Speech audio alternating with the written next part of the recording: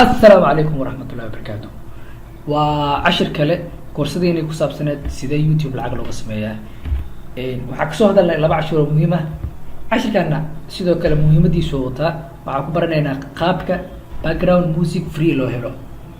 project marka sameynayso waxa u baahan tahay projectkaaga inuu ka koobnaado sawiro videos waxyaabaas YouTube marka uu isticmaalayso waxa laga rabaa wax yani qof ka soo qaadatay oo bila copyright inay isticmaasho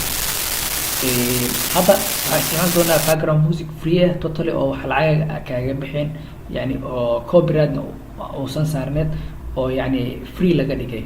أوكي وغيرها عبارة أنا ماشي محل سيرش إنجن كأكورتي youtube.com youtube.com مركا أكورتي وحقوق كين دونا automatic YouTube وحقينها YouTube كسوق عايل حاجة ما كان قطع مع علوس مش كمبيوتر كعلوس اوكي waxa u baahan tahay marka YouTube kaaga markuu soo kaco inaad ku dhufatid meeshan uu channel name kaaga ku qoran yahay ama ay ku qoran tahay account name kaaga sida u taqaanid waxa ku dhufataa marka meesha ay ku qoran tahay create studio marka ku dhufatid waxa tagtaa meesha ay ku qoran tahay qaybta hoose ee ku qoran tahay create click ku dheh okay waxaa inoo soo baxay marka audio library okay waa kana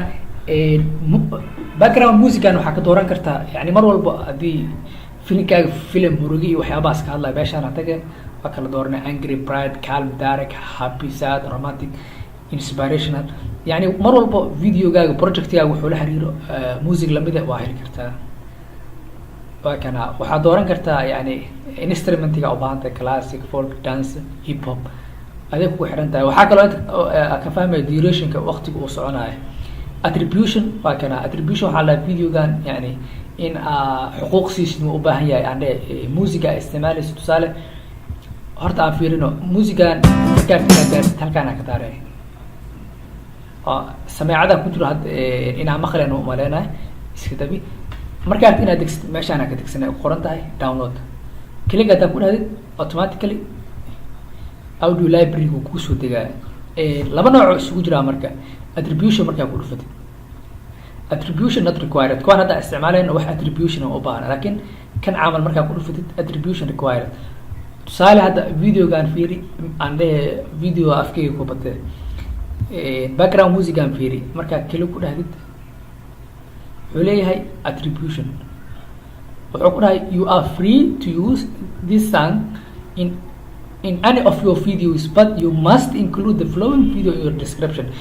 يعني description كاغا waxaa la rabaa inaad ku dartid intaan inaad copy soo dhahdid